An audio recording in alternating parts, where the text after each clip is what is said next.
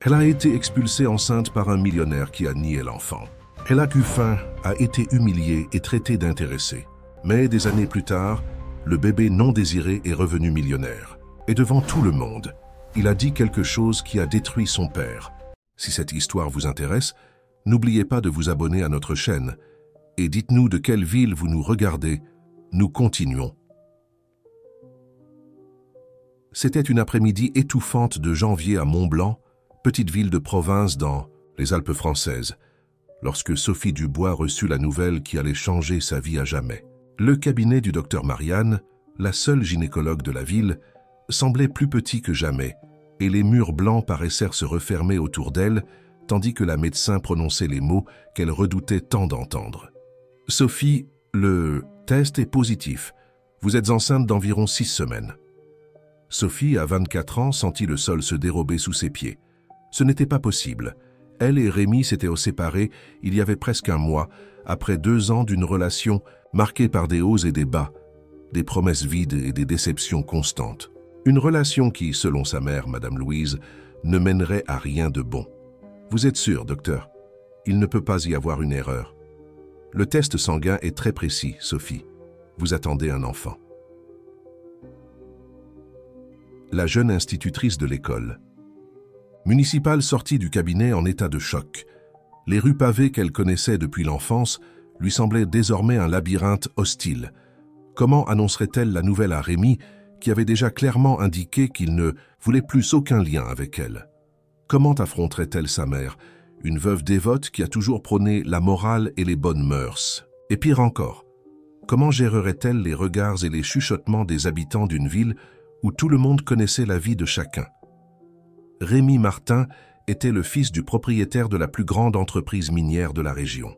Il était revenu à Mont-Blanc après avoir obtenu son diplôme en gestion à Nice, plein de grands airs et de projets ambitieux qui n'incluaient jamais une vie stable avec Sophie. Il l'avait conquise avec son charme et ses promesses d'un avenir ensemble. Mais il avait suffi que son père lui offre une opportunité de travail à Beaulieu pour que Rémi parte sans se retourner, laissant seulement un message froid sur le téléphone de Sophie. Le lendemain matin, Sophie rassembla son courage pour appeler Rémi. Après 3 tentatives, il finit par répondre. « Sophie, je t'ai déjà dit que c'était fini. Que veux-tu maintenant? » « Rémi, nous devons parler en personne, c'est important. Je suis occupé avec mon nouveau travail, je n'ai pas de temps pour les drames. Je suis enceinte, Rémi. » Les mots sortirent comme un souffle presque inaudible. Le silence à l'autre bout de la ligne fut assourdissant, suivi d'un rire sec et cruel. « Et tu espères que je vais croire que c'est le mien?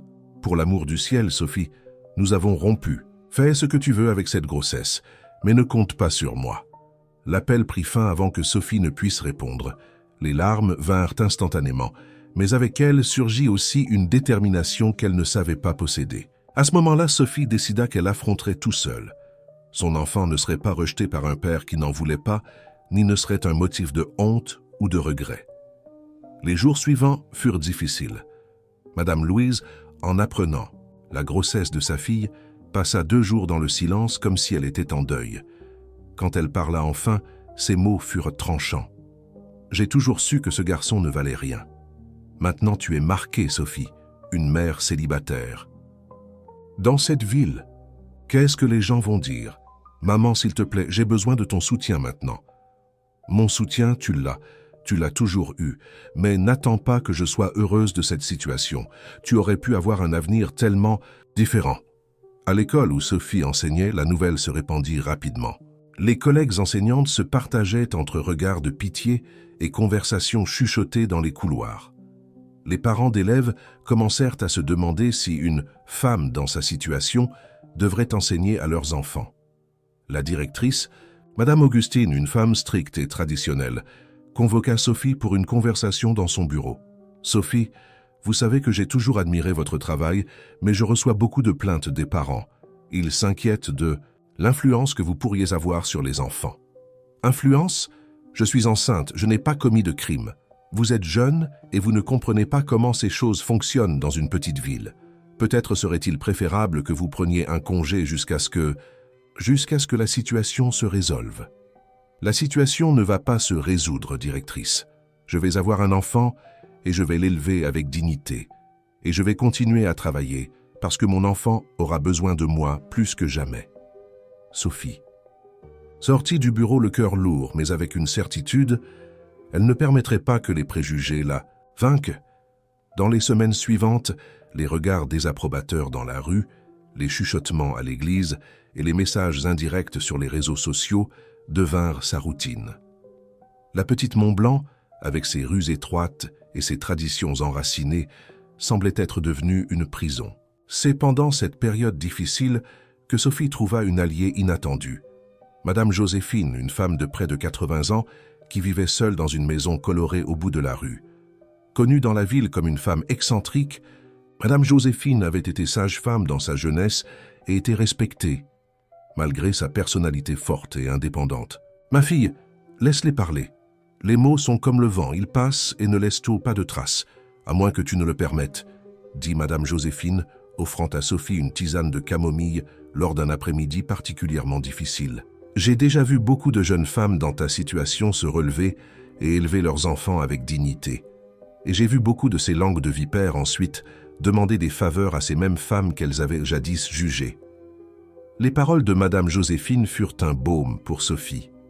Dans les mois qui suivirent, tandis que son ventre grossissait, sa détermination grandissait aussi.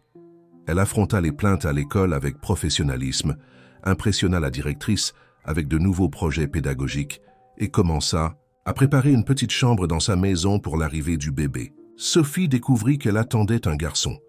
Seule dans le cabinet du docteur Marianne, sa mère avait refusé de l'accompagner, elle entendit les battements de cœur de son fils pour la première fois et décida qu'il s'appellerait Gabriel. « Gabriel, mon ange, ma force », murmura-t-elle à son ventre, promettant silencieusement qu'elle ferait tout pour qu'il ait une vie heureuse, malgré les circonstances de sa naissance.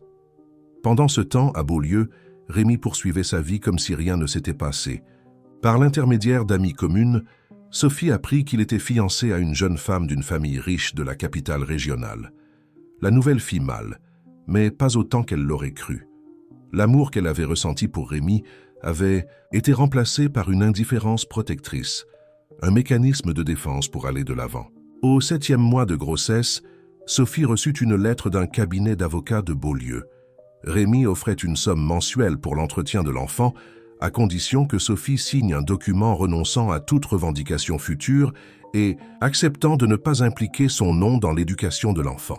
Avec le document officiel venait une note manuscrite, pour éviter de futurs embarras. Accepte et poursuis ta vie. Sophie déchira la note en petits morceaux, ressentant un mélange de colère et de soulagement. D'un côté, l'argent offert par Rémi serait une aide considérable. De l'autre, accepter ces conditions signifierait se soumettre une fois de plus à ses manipulations. Après une nuit de réflexion, elle prit sa décision. Elle répondrait par l'intermédiaire du même cabinet d'avocats, refusant l'offre et affirmant qu'elle élèverait son fils seule, sans aucune interférence de Rémi. S'il ne veut pas être père, il ne le sera pas à moitié. « Mon fils mérite plus qu'un nom sur un document et un virement mensuel », dit Sophie à Madame Joséphine, qui la soutint inconditionnellement. « Tu fais ce qu'il faut, ma fille. L'argent ne construit pas le caractère, l'amour le fait. Et tu as de l'amour à revendre pour ce petit garçon. » 2 semaines après la réponse envoyée à Rémi, Sophie entra en travail. C'était une nuit de juin avec un ciel étoilé typique de l'hiver alpin lorsque les premières contractions commencèrent. Madame Louise, malgré sa désapprobation initiale, n'abandonna pas sa fille à ce moment crucial. C'est elle qui appela l'ambulance et accompagna Sophie jusqu'au petit hôpital de Mont-Blanc. Après 12 heures de travail, Gabriel vint au monde. Quand l'infirmière plaça le petit paquet dans ses bras, Sophie ressentit une émotion indescriptible. Les yeux du nouveau-né, d'un bleu profond qui deviendrait plus tard un marron noisette, semblèrent la fixer avec intensité, comme s'il reconnaissait déjà sa mère. « Bonjour, mon amour. C'est moi, ta maman, » murmura Sophie, des larmes coulant sur son visage. « Nous allons nous en sortir, je te le promets. » Les premiers mois furent un défi. Sophie partagea son temps entre les cours à l'école, où elle retourna après seulement 2 mois de congé de maternité par nécessité financière, et les soins de Gabriel. Madame Louise, s'adoucissant progressivement face à son petit-fils, devint une aide précieuse, s'occupant du bébé pendant que Sophie travaillait. La ville, qui auparavant regardait Sophie avec désapprobation, commença lentement à changer de perspective, en voyant le dévouement avec lequel elle élevait son fils. Non pas que les regards de jugement aient complètement disparu, mais ils devinrent moins fréquents, moins intenses. Gabriel grandit comme un enfant joyeux et curieux. Très tôt, il fit preuve d'une intelligence vive et d'une capacité d'observation qui surprenait tout le monde. À 3 ans, il connaissait déjà toutes les lettres de l'alphabet et pouvait compter jusqu'à 50 sans se tromper. Sophie, percevant le potentiel de son fils, investit le peu qu'elle pouvait dans des livres pour enfants et des jeux éducatifs. Il est comme sa mère, intelligent et déterminé, disait Madame Louise, désormais complètement conquise par son petit-fils qu'elle appelait affectueusement « mon petit génie ». Un dimanche après-midi, alors que Gabriel avait 4 ans, une visite inattendue arriva chez Sophie. C'était François, le père de Rémi, un homme imposant aux cheveux grisonnants et à l'expression sévère. Il avait garé sa voiture luxueuse devant la modeste maison de Sophie, attirant les regards curieux des voisins. « Je suis venu rencontrer mon petit-fils », annonça-t-il sans détour, en étant reçu par une Sophie stupéfaite à la porte de sa maison. « Votre petit-fils ? Après 4 ans, vous vous souvenez que vous avez un petit-fils ? Les choses sont plus compliquées qu'elles ne paraissent, Sophie. Puis-je entrer ? » À contre-cœur, Sophie permit à François d'entrer. Gabriel, qui jouait dans le salon avec ses blocs de construction, regarda avec curiosité le visiteur inconnu. « Voici Gabriel », présenta Sophie, avec une main protectrice sur l'épaule de son fils. François s'accroupit pour être à la hauteur du garçon et l'observa attentivement. Ses yeux, identiques à ceux de Rémi, semblèrent s'humidifier un instant. « Bonjour Gabriel, je suis un ami de ta mère. » La conversation qui suivit fut tendue. François expliqua que Rémi s'était marié et avait déménagé à Paris, où il travaillait dans une grande entreprise. Lui et sa femme avaient récemment eu un fils, et c'est cela qui avait fait réfléchir François à son attitude envers Gabriel. « Il ne me semble pas juste qu'un de mes petits-fils grandisse sans connaître ses origines, sans avoir les mêmes opportunités que son cousin aura, » affirma François. « Je suis venu offrir mon aide, Sophie. Je veux participer à l'éducation de Gabriel, garantir qu'il ait accès aux meilleures écoles, aux meilleures ressources. » Sophie ressentit un mélange d'émotions, indignation pour le temps perdu, méfiance quant aux intentions de François, mais aussi soulagement à la possibilité d'offrir à Gabriel des opportunités qu'elle seule ne pourrait pas lui procurer. « Et Rémi, qu'en pense-t-il ?»« Rémi ne sait pas que je suis ici, » confessa François.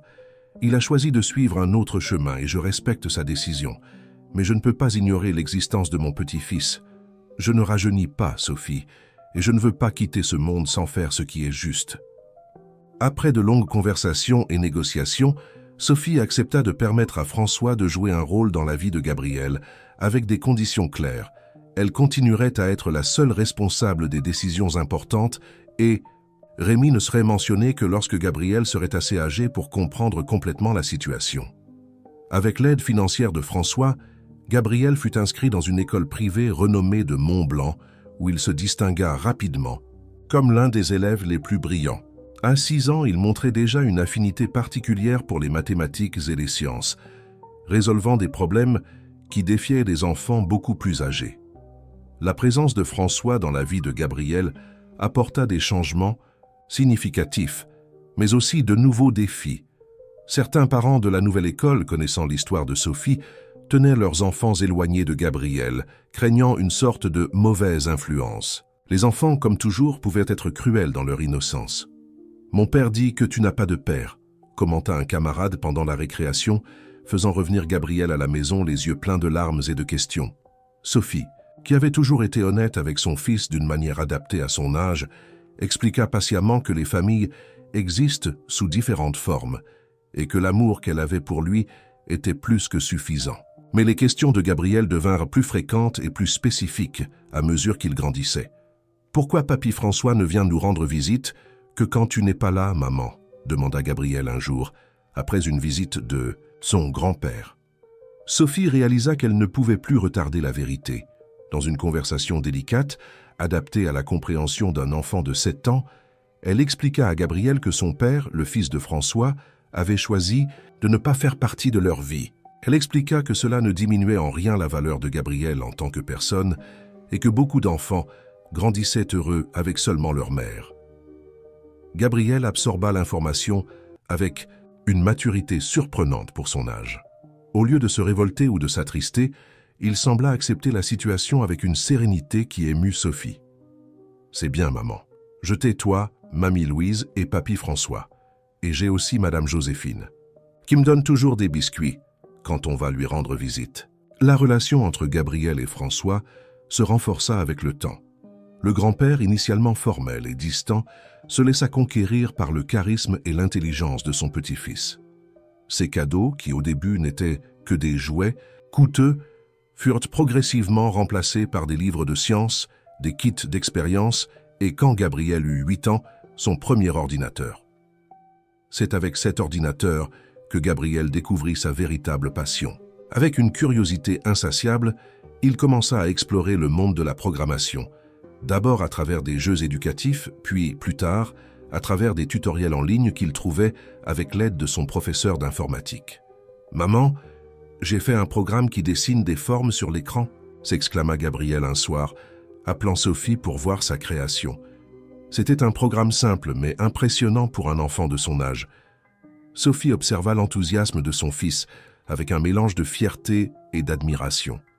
Gabriel avait trouvé quelque chose qui le fascinait vraiment, quelque chose qui pourrait lui ouvrir les portes d'un avenir brillant. À ce moment-là, regardant le garçon concentré devant l'écran d'ordinateur, elle sentit que toutes les difficultés, tous les regards de jugement et toutes les larmes versées en avaient valu la peine. À 12 ans, Gabriel n'était plus cet enfant timide qui souffrait des questions indiscrètes de ses camarades. C'était maintenant un adolescent sûr de lui, respecté par ses professeurs et admiré par beaucoup de ses camarades. Sa compétence en informatique était devenue bien plus qu'un simple passe-temps. C'était un véritable talent qui ne passait pas inaperçu. Un lundi matin, le professeur Théo, responsable du laboratoire d'informatique de l'école, appela Gabriel après le cours. « Gabriel, je dois te montrer quelque chose », dit le professeur, le conduisant vers un ordinateur dans le coin de la salle. « Tu te souviens de ce problème avec le système de la bibliothèque que personne n'arrivait à résoudre ? Eh bien, j'ai essayé d'utiliser la solution que tu as suggérée la semaine dernière et ça a parfaitement fonctionné. » L'adolescent sourit, ressentant une vague de satisfaction. Le système de catalogage de la bibliothèque scolaire présentait des défauts depuis des mois, perdant des enregistrements et dupliquant des entrées. Gabriel, après avoir observé le problème, avait suggéré une approche différente, basée sur un algorithme qu'il avait étudié par lui-même. « C'est bien, professeur. Je savais que c'était juste une question de réorganiser la structure de la base de données. » Gabriel, te rends-tu compte que des étudiants universitaires auraient du mal à faire ce que tu as fait? Tu as un don, mon garçon, un don qui ne doit pas être gaspillé. La conversation avec le professeur Théo fut un tournant pour Gabriel. Pour la première fois, il réalisa que sa passion pour la programmation pourrait être plus qu'un passe-temps. Ce pourrait être son chemin vers l'avenir. Cette même semaine, le professeur présenta Gabriel à un de ses amis, André Champ, professeur à l'université de Noirmont, qui passait par la ville. André, impressionné par les compétences du jeune homme, l'invita à participer à un programme d'été pour jeunes talents en technologie qui aurait lieu pendant les vacances scolaires.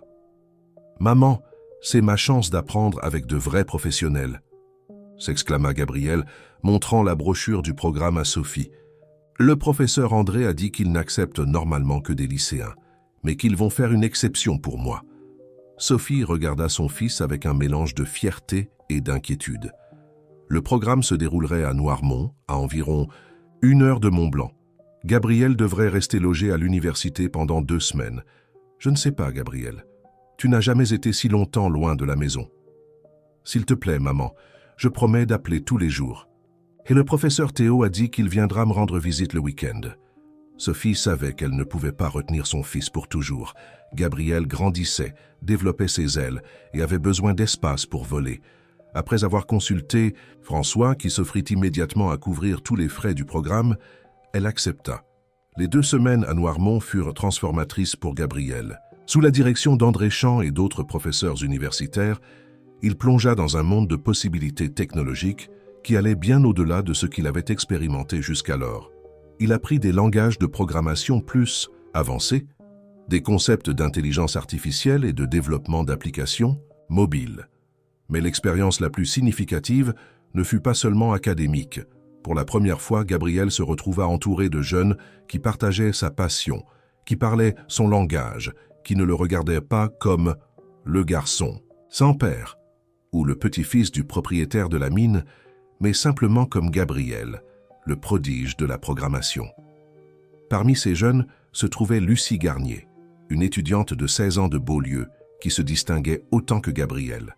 Intelligente, affirmée et dotée d'un sens de l'humour aiguisé, Lucie devint rapidement amie avec Gabriel, le défiant intellectuellement et l'encourageant à explorer de nouvelles idées. « As-tu déjà pensé à créer ta propre application ?» demanda Lucie lors d'un déjeuner à la cafétéria de l'université. « Quelque chose qui résout un problème réel, tu vois. Quelque chose qui pourrait vraiment faire la différence dans la vie des gens. » La question de Lucie planta une graine dans l'esprit de Gabriel. Une application à lui. Quelque chose qui pourrait aider des personnes comme sa mère, des femmes qui élevaient leurs enfants seules, faisant face aux préjugés et aux difficultés financières. Lorsqu'il retourna à Mont-Blanc, Gabriel était plein d'idées et d'une nouvelle détermination. Le programme d'été avait confirmé ce que le professeur Théo avait déjà dit. Il avait un talent spécial, un don qui devait être cultivé et orienté. Sophie remarqua le changement chez son fils dès qu'il mit les pieds à la maison. Il y avait une lueur différente dans ses yeux, une confiance renouvelée dans sa posture. « Alors comment c'était ?» demanda-t-elle, avide de détails. Gabriel parla pendant des heures, racontant les cours, les projets, les nouveaux amis, particulièrement Lucie, dont le nom apparaissait fréquemment dans ses histoires. Mais ce qui surprit le plus Sophie, ce fut quand il mentionna sa nouvelle idée. « Maman, je veux créer une application pour aider les mères célibataires comme toi. Un espace où elles peuvent trouver du soutien, partager des expériences, chercher des informations sur les droits, les avantages, les opportunités de travail. Qu'en penses-tu » Sophie sentit des larmes monter à ses yeux. Son fils, qui avait grandi en voyant de près ses luttes et ses difficultés, voulait utiliser son talent pour aider d'autres femmes dans la même situation. « Je trouve que c'est une idée merveilleuse, mon amour. Mais ce sera un projet grand et complexe. Je sais, mais je vais commencer petit à petit. Le professeur André a dit qu'il continuerait à me guider à distance, et Lucie va m'aider aussi. Elle est incroyable en design d'interface. » Dans les mois qui suivirent, Gabriel partagea son temps entre l'école, où il continuait à exceller, dans toutes les matières, et son projet personnel. Il créa un petit espace de travail dans sa chambre, avec l'ordinateur qu'il avait reçu de son grand-père et quelques livres techniques qu'il avait rapportés de l'université. L'application, qu'il baptisa Mère guerrière, commença à prendre forme. Gabriel passa des heures à rechercher les besoins spécifiques des mères célibataires, consultant sa propre mère et d'autres femmes de la communauté, y compris certaines enseignantes de l'école qui étaient dans la même situation. Le dévouement de Gabriel au projet ne passa pas inaperçu. Le professeur Théo, impressionné par l'engagement du jeune homme, lui obtint un espace dans le laboratoire d'informatique après les heures de cours, où Gabriel pouvait travailler avec des équipements plus avancés. Lucie, quant à elle, venait occasionnellement à Mont-Blanc les week-ends, apportant de nouvelles idées et aidant à affiner le design de l'application. Ce fut lors d'une de ces visites que Lucie fit une découverte qui changerait tout. « Gabriel, tu as dit que ta grand-mère maternelle s'appelait Cécile, c'est ça? Cécile Dubois? » « Oui, elle est décédée avant ma naissance. Pourquoi ?» Lucie montra à Gabriel une page sur Internet qu'elle avait trouvée en recherchant des informations sur les femmes pionnières dans la technologie française. « Regarde ça. Cécile Dubois, ingénieure électricienne, diplômée de Polytechnique dans les années 60, l'une des premières femmes à travailler dans l'informatique en France. Elle a développé des systèmes qui ont aidé à moderniser plusieurs industries nationales dans les années 70 et 80. Et regarde la photo, ce n'est pas ta grand-mère. » Gabriel regarda la photo en noir et blanc d'une femme à l'expression sérieuse mais déterminée, avec des cheveux foncés attachés en chignon. Il y avait quelque chose de familier dans ce visage, quelque chose qu'il reconnut des vieilles photos que sa mère gardait. Je ne sais pas. Ça pourrait être elle. Maman n'a jamais beaucoup parlé de la profession de mamie Cécile. 7. Nuit-là, Gabriel ne put dormir. La possibilité que sa grand-mère ait été une pionnière dans le domaine qu'il aimait tant le rendait agité, plein de questions. Dès l'aube, il chercha Sophie qui préparait le petit déjeuner dans la cuisine. Mamie Cécile était ingénieure. Elle travaillait avec des ordinateurs. Sophie s'arrêta dans ce qu'elle faisait, surprise par la question soudaine. Oui, elle l'était. Comment l'as-tu découvert? Lucie a trouvé un article sur elle sur Internet. Pourquoi ne me l'as-tu jamais dit? Sophie soupira, s'asseyant à la table et indiquant à Gabriel de faire de même. Je ne l'ai pas caché intentionnellement, mon fils. C'est que la relation avec ma mère était compliquée. Elle était brillante, dévouée à son travail, mais aussi très exigeante, très rigoureuse. Je crois que j'ai passé tellement de temps à essayer de ne pas être comme elle que j'ai fini par ne pas beaucoup parler de son travail. Mais elle était importante. L'article dit qu'elle a développé des systèmes révolutionnaires. Oui, elle l'était. En fait, elle a été l'une des raisons pour lesquelles je me suis intéressé à l'enseignement. Je la voyais enseigner, expliquer des concepts complexes d'une manière que n'importe qui pouvait comprendre.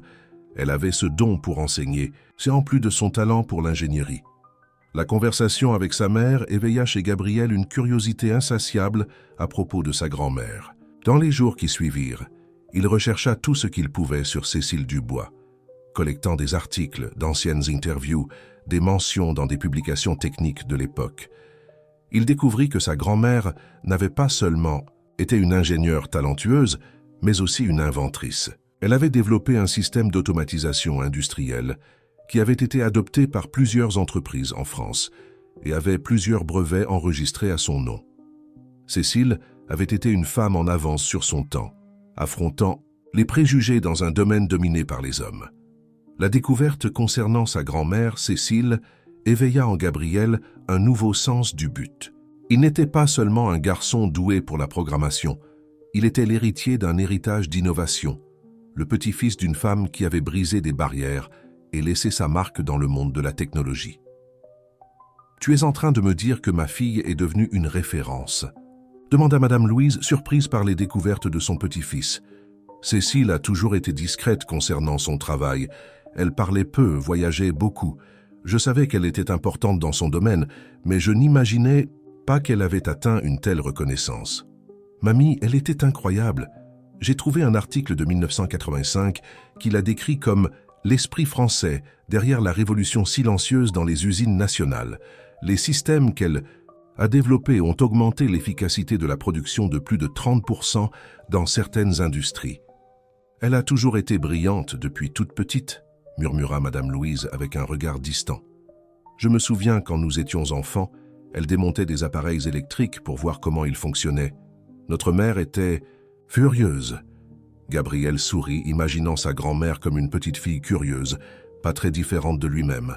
C'était étrange et merveilleux de découvrir cette connexion, ce fil invisible qui reliait son talent au sien. L'enthousiasme de Gabriel pour l'histoire de sa grand-mère attira l'attention de François, qui offrit un cadeau inattendu, une visite à Paris où Cécile avait travaillé pendant de nombreuses années, pour rechercher davantage sur son héritage. « J'ai des contacts à Polytechnique qui peuvent t'aider », expliqua François. Cécile y a été professeure pendant un certain temps, après sa retraite de l'industrie. Il doit y avoir des archives, peut-être même certains de ses travaux conservés. Le voyage à Paris fut organisé pour le prochain long week-end férié. Sophie, initialement hésitante à permettre à Gabriel de voyager seul avec son grand-père, finit par accepter après de longues conversations avec François et en voyant l'enthousiasme de son fils. Au fond, elle voulait aussi en savoir plus sur sa mère, cette facette de Cécile qu'elle-même avait négligée. Paris accueillit Gabriel avec son bourdonnement caractéristique, ses larges avenues et ses immeubles imposants, un contraste saisissant avec la tranquillité de Mont-Blanc. François les logea dans un hôtel confortable près des Champs-Élysées et le lendemain les conduisit à l'école Polytechnique. Le campus de Polytechnique était comme une ville dans la ville, avec ses vastes espaces verts, ses bâtiments modernes et historiques côte à côte. À l'école d'ingénierie, ils furent accueillis par le professeur Henri Dupont, un monsieur aux cheveux blancs et à l'allure élégante, qui avait été collègue de Cécile. « Cécile Dubois », dit le professeur avec un sourire nostalgique. qu'un esprit brillant et une professeure inspirante. Je n'étais qu'un jeune assistant quand je l'ai connue, mais j'ai appris plus avec elle en un semestre qu'en année d'études formelles. Le professeur les conduisit au département de génie électrique, où se trouvait une petite galerie dédiée aux professeurs éminents qui étaient le passé par l'institution. Là, parmi les portraits d'hommes à l'expression sérieuse, se trouvait une photographie de Cécile, la même que Lucie avait trouvée sur Internet, mais plus grande et plus nette. Elle fut la première femme à recevoir le titre de professeur émérite dans ce département, expliqua le professeur Henri.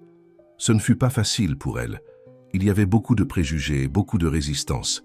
Mais Cécile ne s'est jamais laissée intimider.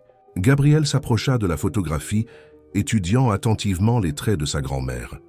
Il y avait quelque chose dans ses yeux, une détermination, une force intérieure qui lui semblait familier.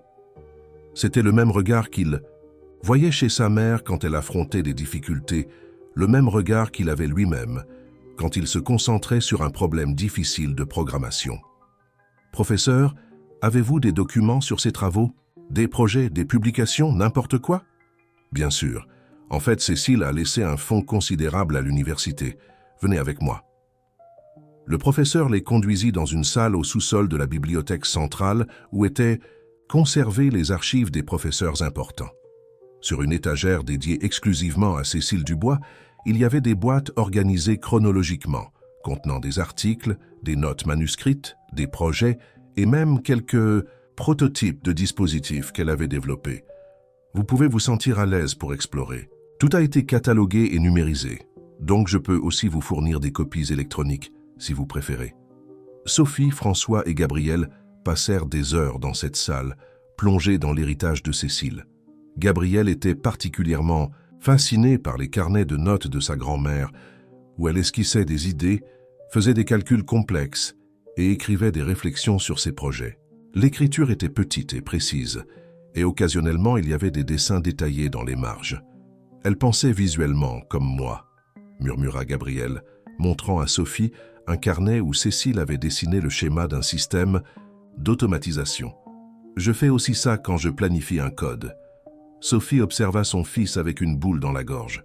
Voir Gabriel s'y connecter avec la mère qu'elle-même n'avait jamais complètement comprise était une expérience douce amère. Une partie d'elle regrettait de ne pas avoir davantage valorisé le travail de Cécile de son vivant, de ne pas avoir posé plus de questions, de ne pas avoir essayé de comprendre ce côté brillant de sa mère. Parmi les documents, ils trouvèrent quelque chose de surprenant, un projet inachevé, daté de quelques mois avant le départ soudain de Cécile. C'était un système qu'elle appelait « réseau de soutien numérique », décrit comme une plateforme pour connecter des personnes ayant des besoins similaires, facilitant l'échange d'expériences, de ressources et d'opportunités. C'est essentiellement ce que j'essaye de faire avec les mères guerrières, dit Gabriel, étonné par la coïncidence. Sauf que grand-mère y pensait des décennies avant que l'Internet ne devienne ce qu'il est aujourd'hui. Ta grand-mère a toujours été visionnaire, commenta le professeur Henri, qui était revenu pour voir comment il s'en sortait. Ce projet en particulier était très important pour elle. Elle en parlait avec une passion spéciale. Elle disait qu'elle voulait créer quelque chose qui ne soit pas seulement techniquement innovant, mais qui aurait un impact social significatif. « Pourquoi ne l'a-t-elle jamais terminé ?» demanda Sophie. Le professeur soupira. « Malheureusement, elle est tombée malade avant de pouvoir le concrétiser. Et à cette époque, beaucoup considérèrent l'idée comme irréalisable. Internet en était à ses balbutiements en France et les réseaux sociaux tels que nous les connaissons aujourd'hui étaient inimaginables. Mais Cécile, elle voyait l'avenir. Gabriel sentit un frisson parcourir son échine. C'était comme si sa grand-mère lui avait passé une torche invisible, comme si elle avait su d'une certaine façon que son petit-fils continuerait son travail des décennies plus tard. « Puis-je faire des copies de ces documents ? Je veux les étudier plus attentivement. » « Bien sûr, répondit le professeur. En fait, comme tu es son petit-fils, tu peux avoir accès à tout le fond. C'est ton droit. » Dans les jours suivants, alors qu'ils étaient encore à Paris, Gabriel plongea dans les documents de sa grand-mère. Il lisait avidement ses notes, étudiait ses projets, essayait de comprendre sa façon de penser. Sophie observait, inquiète qu'il ne se surcharge, mais aussi fière de son enthousiasme et de sa dévotion. Un soir, alors qu'il dînait dans un restaurant près de l'hôtel, Gabriel fit une annonce. « J'ai décidé. Je vais continuer le travail de mamie Cécile. Je vais développer son réseau de soutien numérique, mais adapté pour aujourd'hui. Les mères guerrières ne sera que le début. » Gabriel, c'est un projet très ambitieux, avertit Sophie, préoccupée par les attentes de son fils. « Je sais, maman. Mais je ne compte pas tout faire d'un coup. Je vais commencer par la base, avec ce que je développe déjà, puis étendre progressivement. Et j'ai Lucie pour m'aider, en plus du professeur André et du professeur Théo. » François, qui était resté silencieux, se manifesta finalement. « Je trouve ça admirable, Gabriel, et je veux t'aider, pas seulement financièrement, mais avec des contacts. Je connais des personnes dans le secteur technologique qui peuvent te guider, peut-être même investir dans ton projet quand il sera plus développé. » L'offre de François prit Gabriel et Sophie par surprise. Depuis qu'il était entré dans la vie de son petit-fils, François avait toujours été généreux, mais discret, évitant de trop interférer dans les décisions de Sophie concernant l'éducation du garçon. « Merci, papy. Cela signifie beaucoup pour moi. » Le jour suivant, avant de retourner dans les Alpes, ils firent une dernière visite à Polytechnique. Le professeur Henri avait préparé une surprise, un petit événement au département de génie électrique, où Gabriel fut présenté comme le petit-fils de Cécile Dubois, le jeune programmeur qui suivait les pas de sa grand-mère. « C'est un honneur pour nous de voir l'héritage de Cécile se perpétuer à travers vous, » dit le professeur devant un petit public de professeurs et d'étudiants. « Votre grand-mère croyait que la technologie devait servir les gens, améliorer des vies, connecter des communautés. Et d'après ce que j'ai entendu sur votre projet, vous partagez cette vision. » Gabriel, nerveux mais déterminé, parla brièvement des mères guerrières et de comment la découverte du travail inachevé de sa grand-mère l'avait inspiré à élargir sa vision. « Vous êtes-vous déjà abonné? Faites-le maintenant et dites-nous de quelle ville vous nous suivez. Je n'ai pas connu ma grand-mère personnellement, mais à travers ses travaux, ses notes, ses projets, j'ai l'impression de la connaître maintenant et je veux honorer son héritage. Non pas simplement en copiant ce qu'elle a fait, mais en portant ses idées plus loin, en les adaptant aux défis du monde actuel. » Les paroles de Gabriel furent accueillies par des applaudissements chaleureux. Après l'événement, plusieurs professeurs et étudiants s'approchèrent, offrant de l'aide, des suggestions, des contacts. Une jeune professeure du département d'informatique, Dr Rachel Lambert, se montra particulièrement intéressée. Le retour à Mont-Blanc apporta une nouvelle énergie à Gabriel. Inspiré par l'héritage de sa grand-mère et doté d'un objectif renouvelé, il se consacra à son projet avec une intensité qui impressionna tous ceux qui l'entouraient. Sa chambre se transforma en un petit laboratoire d'innovation, avec des notes collées au mur, des livres empilés sur le sol et l'ordinateur constamment allumé, exécutant des tests et des simulations. « Tu as besoin de dormir, mon fils », avertissait Sophie, trouvant Gabriel éveillé tard dans la nuit, les yeux fixés sur l'écran, les doigts tapant frénétiquement. « Juste encore un peu, maman. Je suis presque en train de résoudre ce problème de synchronisation. » Lucie continuait d'être sa principale partenaire dans le projet, venant à Mont-Blanc dès que possible, et maintenant un contact quotidien par visioconférence. L'amitié entre les deux s'était approfondie, se transformant en un partenariat créatif, où les idées circulaient librement, se complétant de manière presque parfaite. Gabriel avec sa maîtrise technique et sa vision systémique, Lucie avec sa créativité, son intuition et sa capacité à comprendre les besoins des utilisateurs. Le professeur André Champ, de l'Université de Noirmont, devint également un mentor important, guidant Gabriel sur des questions techniques plus complexes et l'aidant à structurer le projet de façon professionnelle. Grâce à André, Gabriel eut accès à des ressources de l'université qui normalement n'auraient été disponibles que pour les étudiants officiels. « Tu devrais envisager de t'inscrire au prochain hackathon de l'université », suggéra André lors d'une de leurs sessions d'orientation. « Ce serait une excellente opportunité pour tester ton application auprès d'un public plus large et recevoir des retours de professionnels du domaine. » La suggestion prit Gabriel par surprise. Un hackathon était un événement intensif de programmation, durant généralement 24 à 48 heures, où des développeurs se réunissaient pour créer des solutions à des problèmes spécifiques. C'était un environnement compétitif, généralement dominé par des universitaires et des professionnels expérimentés. Je n'ai que 14 ans, professeur. Est-ce qu'ils vont m'accepter? L'âge n'est qu'un chiffre, Gabriel. Ton talent et ton projet parlent d'eux-mêmes. De plus, je peux user de mon influence pour garantir ta participation.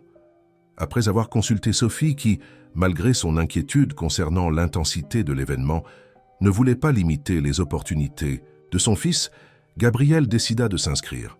Le hackathon aurait lieu à Beaulieu sur le campus de l'université régionale pendant un week-end du mois suivant. Le thème de l'événement était « Technologie pour l'inclusion sociale », comme s'il avait été fait sur mesure pour le projet de Gabriel. Les semaines précédant le hackathon furent de préparation intense. Gabriel et Lucie travaillèrent jour et nuit pour améliorer le prototype des mères guerrières, implémentant de nouvelles fonctionnalités et corrigeant des problèmes identifiés lors de tests avec des utilisateurs locaux, incluant quelques enseignantes de l'école de Gabriel et des mères de la communauté que Sophie avait présentée à son fils. Le vendredi de l'événement, Gabriel arriva à l'université régionale, accompagné par Sophie et Lucie. Le campus bouillonnait d'activités, avec des centaines de jeunes développeurs, portant des ordinateurs portables, et discutant avec animation de code, d'algorithmes et d'innovation technologique.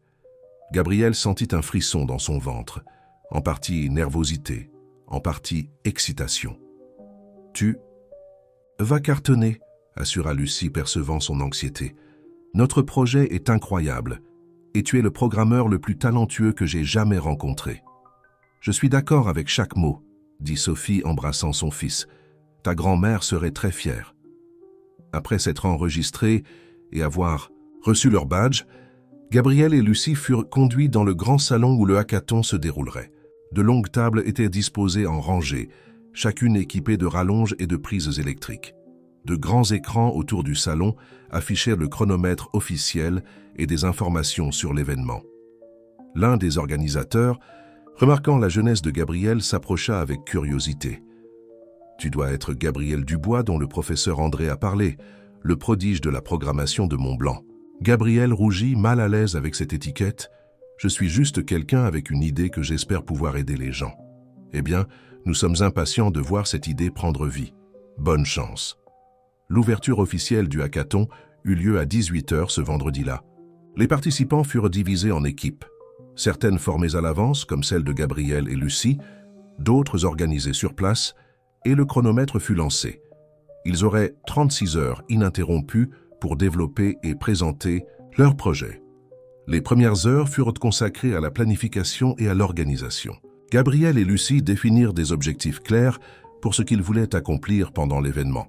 Finaliser le module d'inscription et de profil utilisateur, implémenter le système de recherche par localisation géographique et développer le forum de discussion avec des catégories spécifiques pour différents besoins. À mesure que la nuit avançait, le salon se transformait. Certains participants somnolaient déjà sur leur clavier, d'autres faisaient des pauses pour des cafés et des collations rapides, tandis que beaucoup, comme Gabriel, continuaient à coder avec une concentration presque méditative, étrangers au monde qui les entourait. Ce fut pendant une de ces pauses café, aux premières heures du matin du samedi, que Gabriel fit une rencontre inattendue. Alors qu'il se servait un café fort pour chasser la fatigue, il fut abordé par un homme d'environ 40 ans, grand, portant des lunettes et une barbe bien taillée. « Tu es Gabriel Dubois, n'est-ce pas, fils de Sophie ?» Gabriel regarda l'homme, confus. Il ne le reconnaissait pas, mais quelque chose dans ses yeux semblait vaguement familier. « Oui, c'est moi. Et vous êtes ?»« Raphaël Thibault. J'ai étudié avec ta mère à Mont-Blanc, il y a de nombreuses années. » Le nom Thibault alluma une alerte dans la mémoire de Gabriel. Il avait déjà entendu parler des frères Thibault, garçons riches et arrogants, qui avaient été particulièrement cruels envers Sophie pendant sa grossesse. Si sa mémoire était bonne, l'un d'eux, Étienne, l'aîné, avait répandu des rumeurs malveillantes sur sa mère, suggérant qu'elle ne savait pas qui était le père de Gabriel. « Thibault, vous êtes le frère d'Étienne Thibault ?»« Je le suis, malheureusement, » répondit Raphaël avec un profond soupir. « Et je connais cette expression sur ton visage. Mon frère n'a pas bonne réputation à Mont-Blanc, surtout en ce qui concerne ta mère. » Gabriel se tendit instinctivement sur la défensive. « Que me voulez-vous » Juste parler, si tu me le permets. J'ai vu ton nom sur la liste des participants et je n'arrivais pas à y croire. La coïncidence est remarquable. Coïncidence. Je suis l'un des juges du hackathon. Je travaille sur le développement de technologies sociales depuis plus de 15 ans. Et connaissant ton histoire familiale, j'étais curieux à propos de ton projet. Gabriel hésita. Une partie de lui voulait mettre fin à la conversation immédiatement, s'éloigner de cet homme qui représentait un lien avec des personnes qui avaient blessé sa mère. Mais une autre partie, la partie curieuse et analytique, voulait en savoir plus. Mon projet est une application pour soutenir les mères célibataires, comme ma mère l'a été. Ça s'appelle Mère guerrière. Raphaël sourit, un sourire sincère qui adoucit son expression.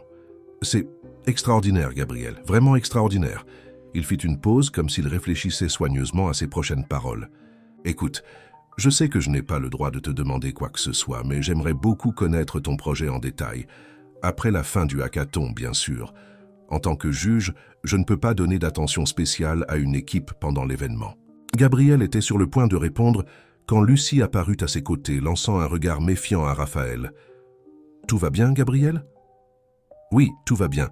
Voici Raphaël Thibault, l'un des juges. Il connaît ma mère. Lucie, toujours ?»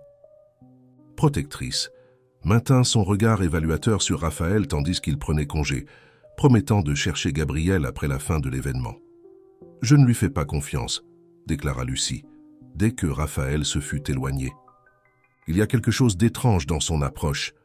Je sais, mais il semblait sincère à propos de vouloir connaître le projet. » Les deux retournèrent au travail, mais l'esprit de Gabriel était partiellement distrait par la rencontre. Il ne mentionna pas l'incident à Sophie, qui était retournée à l'hôtel pour se reposer, ne voulant pas l'inquiéter. Les heures suivantes furent de travail intense. Gabriel et Lucie, malgré la fatigue, avancèrent considérablement dans leur projet.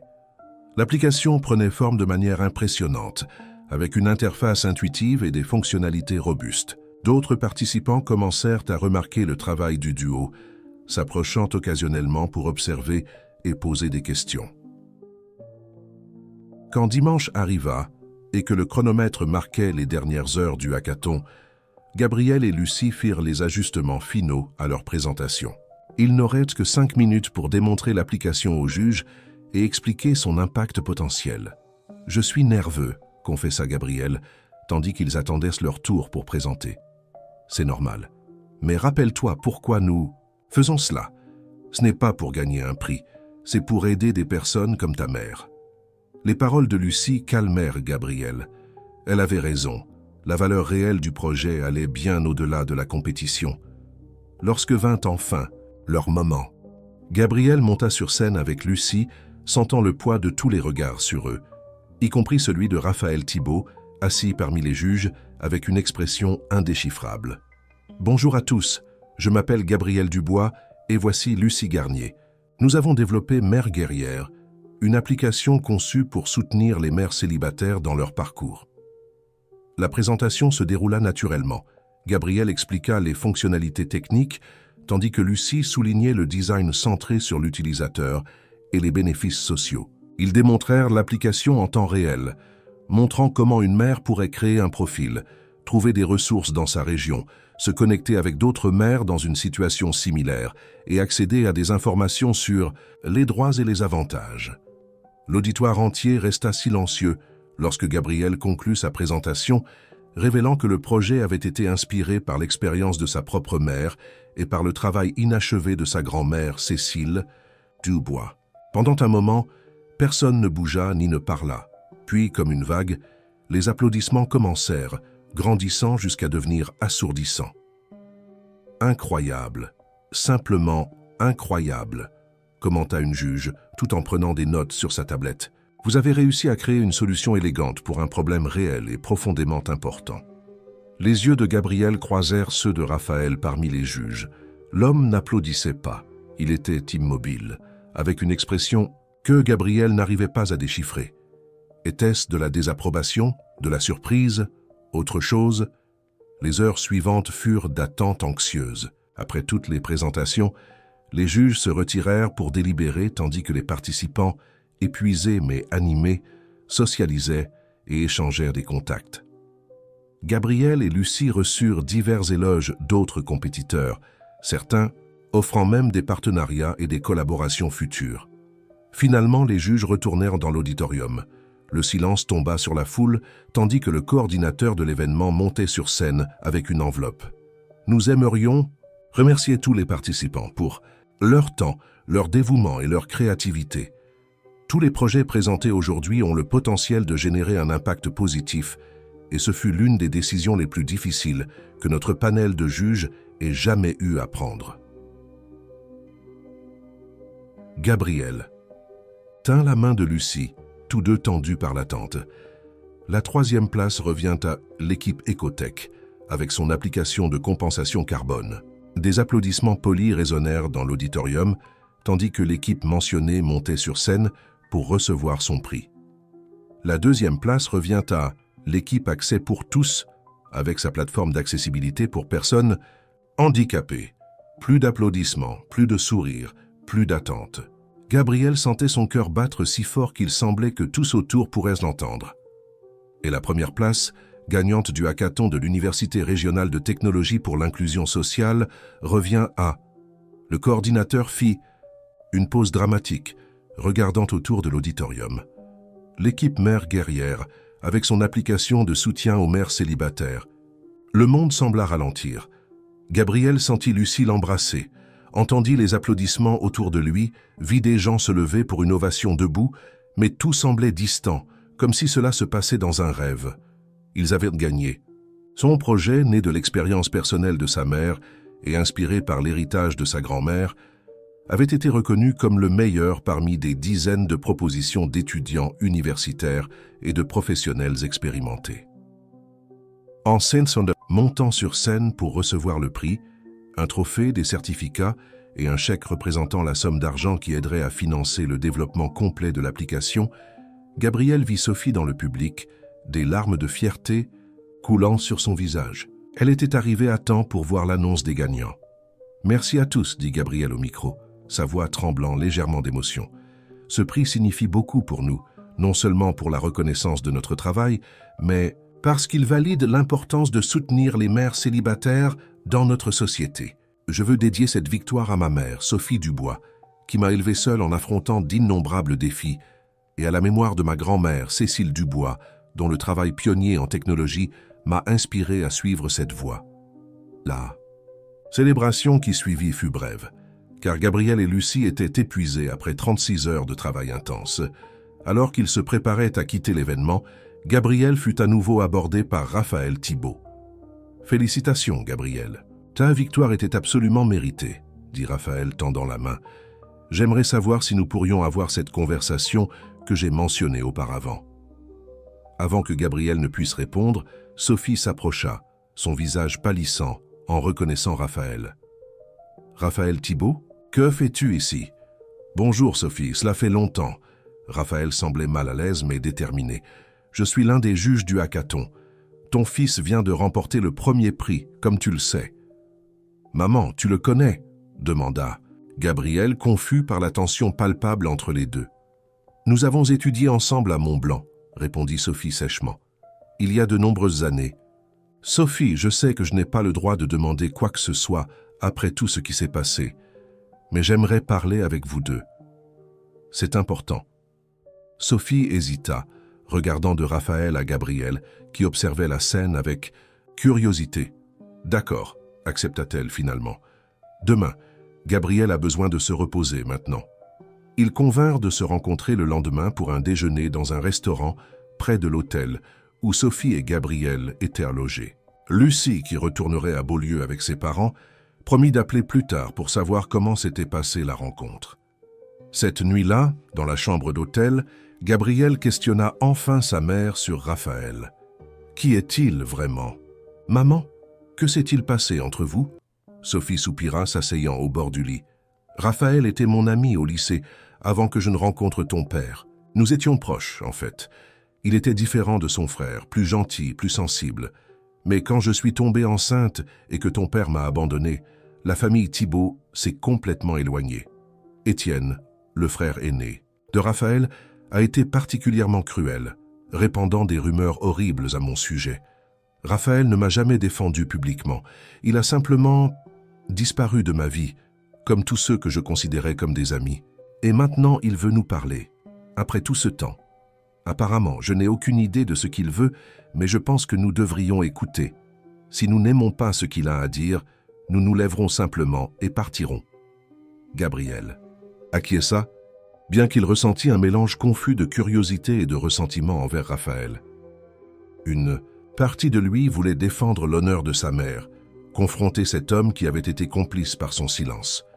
Une autre partie voulait comprendre ce qui s'était réellement passé, combler les lacunes d'une histoire qui avait toujours semblé incomplète. Le déjeuner du lendemain fut initialement tendu. Raphaël les attendait déjà à leur arrivée, se levant nerveusement pour les saluer. Après avoir passé les commandes et échangé les formalités, il commença enfin à parler de ce qui l'avait motivé à les chercher. D'abord, Sophie, je veux m'excuser. Je sais qu'il est trop tard et probablement insignifiant pour toi, mais je dois le dire. Je suis désolé de ne pas avoir été à tes côtés quand tu en avais le plus besoin. J'ai été lâche. Sophie resta silencieuse, son visage ne révélant pas ses pensées. Ensuite, Gabriel, j'ai été sincèrement impressionné par ton projet.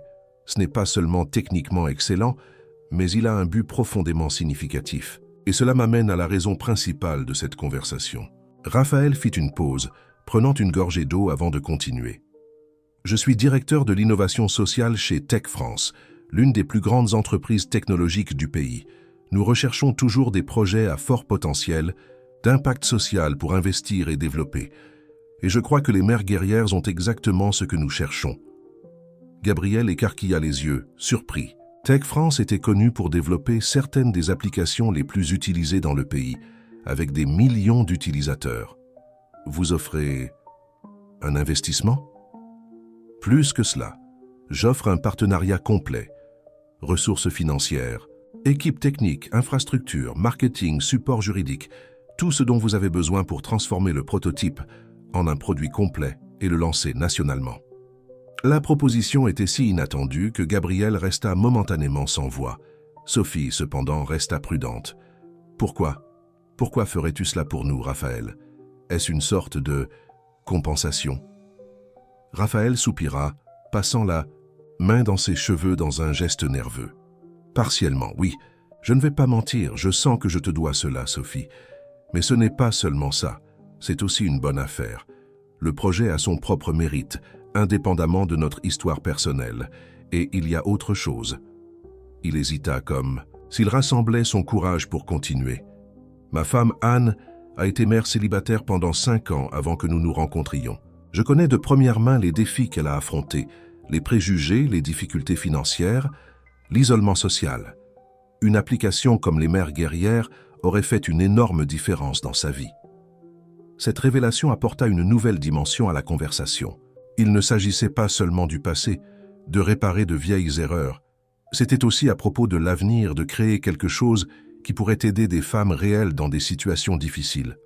« Je dois y réfléchir », dit Gabriel, regardant sa mère, « et parler à Lucie aussi.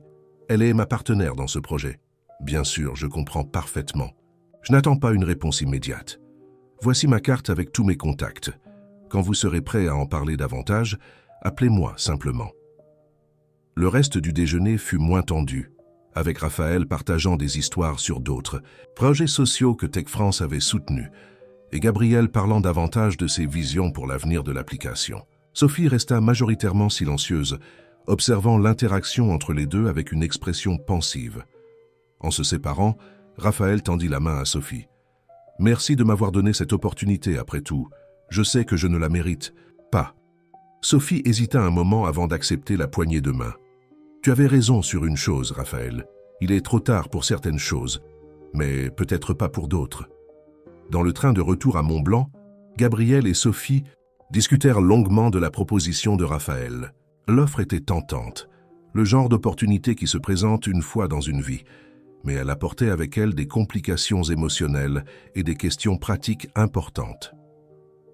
2 ans s'écoulèrent depuis le hackathon, qui avait changé la vie de Gabriel. Ce qui avait commencé comme un projet scolaire inspiré par l'histoire de sa mère s'était transformée en une start-up à succès, avec des bureaux à Beaulieu et à Paris. Les mères guerrières, désormais rebaptisées Réseau Soutien pour toucher un public plus large, étaient devenues un phénomène national, avec plus d'1 million d'utilisateurs actifs dans toute la France. Le partenariat avec Tech France, proposé par Raphaël lors de ce déjeuner tendu, s'était concrétisé après plusieurs semaines de négociations minutieuses, impliquant avocats, consultants et de nombreuses conversations franches entre toutes les parties. Gabriel, maintenant âgé de 16 ans, partageait son temps entre l'école, où il restait un élève exemplaire, et l'entreprise où il occupait le poste de directeur de l'innovation, travaillant côte à côte avec Lucie, qui avait déménagé à Beaulieu pour être plus proche du siège de l'entreprise. Je n'arrive toujours pas à croire que tout ça a commencé par cette conversation à la cafétéria de l'université, commenta Lucie, tandis qu'il marchait dans les couloirs du bureau moderne, au cœur du quartier des affaires de Beaulieu. Je sais. Parfois j'ai l'impression de vivre un rêve, répondit Gabriel, observant les jeunes programmeurs, designers et chefs de produits travaillant à leur poste. Mais le plus incroyable, c'est de voir l'impact réel que nous avons. Les murs du bureau étaient décorés de témoignages et de photos d'utilisateurs de la plateforme. Des femmes qui avaient trouvé un emploi grâce au réseau de contacts, des mères qui avaient formé des groupes de soutien dans leur communauté, des familles qui avaient surmonté des difficultés grâce aux ressources mises à disposition par l'application. Le succès du réseau soutien avait fait de Gabriel une célébrité dans le monde de la technologie française. À 16 ans, il avait déjà été interviewé par de grands médias, invité à donner des conférences dans des événements internationaux et inclus dans la liste 30 moins de 30 ans du magazine Forbes France, le plus jeune à recevoir cet honneur. Mais pour Gabriel, le plus grand triomphe n'était pas dans les prix ou la reconnaissance publique, mais dans la transformation qu'il avait observée dans sa propre vie et celle de sa mère. Sophie, qui avait toujours été une enseignante dévouée et respectée, dirigeait maintenant le département d'impact social du réseau soutien, utilisant son expérience personnelle et professionnelle pour développer des programmes éducatifs au sein de la plateforme.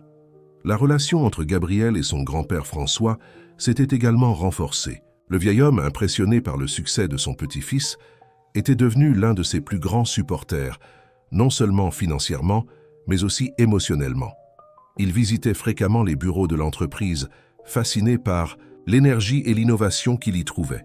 « Ton père devrait voir ça », commenta François un jour, dans une rare mention de Rémi. Peut-être qu'alors il comprendrait ce qu'il a perdu. Gabriel se contenta de sourire, sans ressentiment. Depuis longtemps, il avait accepté l'absence de son père comme une partie de son histoire, mais pas comme quelque chose qui le définissait. « Je pense que nous nous en sortons mieux ainsi, papy. Certaines personnes ne sont pas destinées à faire partie de nos vies. » Rémi, quant à lui, avait tenté de reprendre contact lorsque les premières nouvelles du succès de Gabriel avaient commencé à circuler. Un email formel envoyé par l'intermédiaire de son assistant félicitant le jeune entrepreneur et suggérant une rencontre pour discuter d'éventuelles synergies futures. Gabriel avait répondu poliment mais fermement, déclinant l'offre et suggérant que toute communication future passe par les canaux officiels de l'entreprise. La relation avec Raphaël Thibault, en revanche, avait évolué de manière surprenante. Ce qui avait commencé comme un partenariat commercial tendu, chargé d'histoires non résolues du passé, s'était transformé en une amitié authentique. Raphaël était devenu un mentor pour Gabriel, partageant son expérience du monde des affaires et de la technologie, tout en démontrant un respect sincère pour le talent et la vision du jeune homme. Plus surprenant encore fut la réconciliation progressive entre Raphaël et Sophie. Les blessures du passé n'avaient pas complètement disparu, mais une nouvelle compréhension était née entre eux, basée sur le respect mutuel et l'engagement partagé pour le succès du réseau soutien. « Il a changé ?» commenta Sophie à Gabriel, après une réunion particulièrement productive avec Raphaël. « Ou peut-être qu'il a toujours été ainsi, et je n'ai jamais eu la chance de connaître ce côté de lui. » Ce samedi matin, le bureau était exceptionnellement animé pour un week-end. Le réseau soutien s'apprêtait à lancer une nouvelle initiative, le Fonds Cécile Dubois, un programme de bourse et de mentorat pour les jeunes des communautés défavorisées intéressés par la technologie, avec un accent particulier sur les filles. Les bannières pour l'événement sont, elles, Arrivé, ça demanda Gabriel à l'une des assistantes, tout en vérifiant les derniers détails pour le lancement officiel qui aurait lieu la semaine suivante. Oui, elles sont à l'entrepôt, et je viens de confirmer la présence de tous les invités VIP, y compris la ministre de l'Éducation. Gabriel acquiesça satisfait. Le lancement du fonds serait le plus grand événement jamais organisé par le réseau soutien, rassemblant des autorités, des investisseurs, des célébrités et, plus important encore, des représentants des communautés qui bénéficieraient du programme. « Gabriel, tu as une minute ?» appela Lucie depuis son poste de travail. « Je pense que tu voudras voir ça. » Il s'approcha, curieux. Sur l'écran de l'ordinateur, Lucie montrait un email qui venait d'arriver, avec le logo d'une des plus grandes entreprises technologiques du monde. « Ils veulent acheter le réseau soutien », expliqua Lucie, ses yeux brillants d'excitation. « Ils offrent 200 millions d'euros. » Gabriel lut attentivement l'email, assimilant l'information. C'était une offre sérieuse, détaillée, venant directement du PDG de l'entreprise. La proposition incluait le maintien de toute l'équipe actuelle, l'expansion des opérations à l'international et la garantie que Gabriel et Lucie resteraient aux commandes, avec l'autonomie nécessaire pour diriger l'avenir de la plateforme. 200 millions d'euros, répéta Gabriel, presque pour lui-même. C'est beaucoup d'argent. C'est une fortune, acquiesça Lucie. Tu serais officiellement millionnaire à 16 ans. Le mot « millionnaire » résonna dans l'esprit de Gabriel, ramenant à la surface des souvenirs de son enfance les regards de pitié, les chuchotements malveillants, les difficultés financières que sa mère avait affrontées pour l'élever. C'était un revirement que même le plus optimiste des scénaristes n'aurait pu prévoir. L'enfant non désiré, devenant millionnaire avant même d'avoir terminé le lycée. Nous devons en discuter avec l'équipe, avec Raphaël, avec ma mère, commença Gabriel, encore sous le choc de la nouvelle. Bien sûr, mais qu'en penses-tu? Instinctivement? Gabriel réfléchit un moment, regardant autour de lui dans le bureau, vers les personnes qui s'étaient embarquées dans ce voyage avec lui, vers les visages sur les photos au mur, des utilisateurs dont les vies avaient été transformées par la plateforme. Je pense que nous devons considérer soigneusement. Ce n'est pas seulement une question d'argent, c'est une question d'impact, d'héritage, d'avenir du réseau soutien. Dans les semaines qui suivirent, l'offre d'acquisition devint le centre des discussions au sein de l'entreprise. Réunion après réunion, des consultants furent engagés, des scénarios analysés. L'opinion au sein de l'équipe était divisée.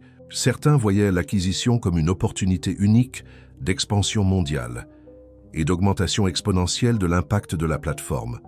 D'autres craignaient que l'essence et les valeurs du réseau soutien ne se perdent sous le contrôle d'une multinationale.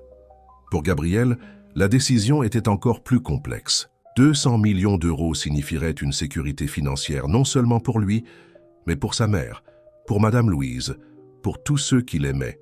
Cela signifierait des ressources pour développer le fonds Cécile Dubois, pour soutenir encore plus de jeunes talentueux issus de milieux défavorisés. Mais cela signifierait aussi renoncer à une partie du contrôle sur sa création, sur le projet né de son histoire personnelle et de l'héritage de sa grand-mère. Après un mois de délibération intense, Gabriel convoqua une réunion générale, avec toute l'équipe, les investisseurs et les partenaires du réseau soutien. L'auditorium de l'entreprise était comble, l'atmosphère chargée d'attente. Tout d'abord, je tiens à remercier chacun d'entre vous pour le temps et l'énergie consacrés à l'analyse de cette proposition, commença Gabriel debout sur l'estrade improvisée. Ce fut un processus d'apprentissage précieux pour nous tous, quel que soit le résultat. Il fit une pause, regardant directement Sophie, assise au premier rang, qui acquiesça légèrement, l'encourageant à continuer. Après avoir soigneusement considéré tous les aspects, financiers, stratégiques, éthiques, nous avons pris une décision. Nous avons décidé de refuser l'offre d'acquisition. Un murmure parcourut l'auditorium, un mélange de surprise, de soulagement et dans certains cas de déception. Cela ne signifie pas que nous sommes fermés aux partenariats ou aux investissements futurs. Au contraire, nous sommes plus ouverts que jamais aux collaborations qui nous aideront à étendre notre impact. Mais à ce stade, nous croyons que la meilleure façon de servir notre communauté est de maintenir notre indépendance et nos valeurs fondamentales. Gabriel révéla alors le plan alternatif qu'il avait développé avec Lucie, Raphaël et d'autres membres clés de l'équipe. une expansion graduelle et durable vers d'autres pays européens, en commençant par la Belgique et l'Espagne. Le TCT, lancement de nouveaux modules au sein de la plateforme, axés sur l'éducation financière et l'entrepreneuriat, et la création d'un programme de franchise sociale, permettant à des organisations locales d'implémenter des versions adaptées du réseau soutien dans leur communauté. La présentation fut accueillie avec un enthousiasme croissant. Même ceux qui avaient initialement favorisé l'acquisition semblaient impressionnés par la vision et la planification détaillée. À la fin de la réunion, Raphaël s'approcha de Gabriel, lui tendant la main pour une poignée de main. « Tu as pris une décision courageuse. Peu de gens refuseraient 200 millions d'euros. Ce n'est pas seulement ma décision, c'est la nôtre, celle de tous ceux qui ont construit le réseau soutien. Néanmoins, tu as dirigé le processus, et tu l'as fait avec une maturité que beaucoup de PDG ayant 3 fois ton âge ne démontreraient pas. » La conversation fut interrompue par l'arrivée d'une équipe de tournage, partie d'un documentaire en production sur l'histoire du réseau soutien et son impact social. « Gabriel, pouvons-nous te poser quelques questions pour le documentaire ?» demanda la réalisatrice, une cinéaste renommée qui s'était intéressée à l'histoire après avoir lu un reportage sur Gabriel et Sophie. « Bien sûr, accepta-t-il, suivant l'équipe vers un espace plus calme. L'interview commença par des questions sur les débuts du projet, l'inspiration derrière celui-ci et comment Gabriel voyait l'avenir de la plateforme. Mais ensuite, la réalisatrice posa une question qui le prit au dépourvu. « Gabriel, accepterais-tu de nous parler un peu de ton enfance ? Nous savons que tu as été élevé par une mère célibataire, dans une petite ville, faisant face à des préjugés et des difficultés. Comment cette expérience a-t-elle façonné la personne que tu es aujourd'hui ?» Gabriel réfléchit un moment, regardant au-delà de la caméra, où Sophie observait ses yeux transmettant à la fois fierté et amour. « Mon enfance a été complexe. Il y a eu des moments difficiles, oui. Grandir sans père, affronter les regards et les commentaires dans une petite ville, voir ma mère lutter pour nous faire vivre et me donner des opportunités. Tout cela a laissé des marques, mais ce n'étaient pas seulement des marques de douleur ou de ressentiment, c'était aussi des marques de force, de résilience, de détermination. » Il fit une pause, organisant ses pensées. « J'ai appris de ma mère que ce ne sont pas les circonstances qui définissent une personne, mais la façon dont elle répond à ces circonstances. Sophie Dubois a été humiliée, rejetée, jugée, mais elle a refusé d'être définie par le regard des autres. Elle a choisi de m'élever avec amour, dignité et valeur, et c'est cet exemple que je porte avec moi chaque jour. » « Et ton père? Avez-vous des contacts? » « Non. Il a fait ses choix, et je les respecte. En vérité, je suis reconnaissant d'avoir eu d'autres figures masculines positives dans ma vie. Mon grand-père François, le professeur Théo, Raphaël, des personnes qui m'ont soutenu et qui ont cru en moi. » L'interview se poursuivit, abordant la découverte de l'héritage de sa grand-mère Cécile, le développement de l'application, le hackathon, le partenariat avec Tech France et finalement, la récente décision de refuser l'offre d'acquisition. Pour conclure, Gabriel, quel message voudrais-tu laisser aux autres jeunes qui font face à des situations difficiles, que ce soit en raison de leur structure familiale, de leurs conditions socio-économiques ou de tout autre défi? Gabriel sourit, pensant à tous les jeunes que le fonds Cécile Dubois aiderait, à tous les enfants grandissant dans des foyers monoparentaux, à tous ceux étiquetés comme indésirables ou improbables. Je dirais que votre histoire n'est pas gravée dans la pierre, que les étiquettes que les autres vous collent ne définissent pas qui vous êtes ou qui vous pouvez devenir. Que trouvez votre passion, que ce soit la technologie, l'art, le sport ou n'importe quoi d'autre, et la poursuivre avec dévouement peut ouvrir des portes que vous n'imaginiez même pas exister. Il fit une pause, son regard rencontrant à nouveau celui de sa mère. Et par-dessus tout, je dirais que l'amour authentique, inconditionnel, comme celui que ma mère m'a donné, est la force la plus transformatrice qui existe. C'est ce qui nous permet de transformer les défis en opportunités, le rejet en motivation, l'humiliation en triomphe. Les paroles de Gabriel, diffusées dans le documentaire qui sortit 6 mois plus tard, résonnèrent auprès de millions de personnes dans toute la France et au-delà. Son histoire, l'histoire de Sophie et de Cécile du réseau soutien, devint un symbole d'espoir et de possibilités. Et dans une petite maison à Mont-Blanc, Madame Joséphine, maintenant âgée de près de 90 ans, regardait le documentaire les larmes aux yeux, se souvenant de cette jeune enseignante enceinte et effrayée qui était apparue à sa porte tant d'années auparavant. « Je te l'avais dit, n'est-ce pas, Sophie ?» murmura-t-elle à la télévision. « Les mots sont comme le vent, ils passent et ne laissent pas de traces, à moins que tu ne le permettes. » Dans les bureaux du réseau Soutien à Beaulieu, Gabriel se préparait pour le grand événement de lancement du fonds Cécile Dubois, vêtu d'un costume qui le faisait paraître plus âgé que ses 16 ans.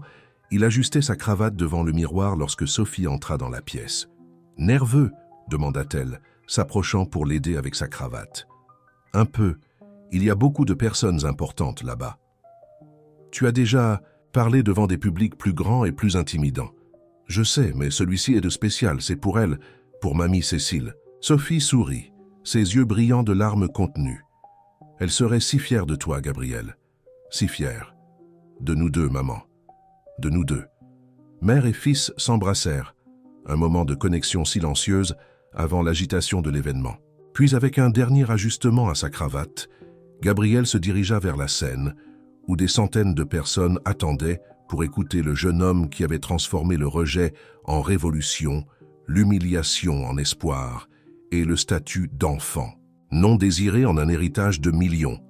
Plus vous commentez et partagez, plus nous pourrons vous apporter des histoires qui touchent